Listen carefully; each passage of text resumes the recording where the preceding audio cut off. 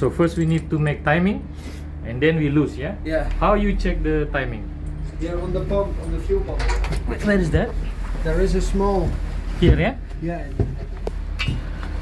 Do you see the two stripes? Yeah. Inside there are two small. Wait.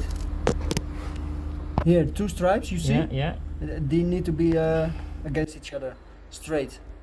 Okay, so this is the strap, yeah. Yeah, and here on the other side is also one. Where you is that? see? Ah, okay. They this- need to be okay. straight. Okay. So that must be straight. Yeah. This is timing already. This one was completely in.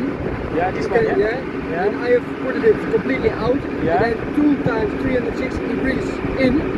You know, two times in. 360 Yeah. degree. Okay. 2 times. 2 turn. Yeah. Yeah, 2 turns. Yeah. And then I make this one. I Adjustment. adjust these two, and then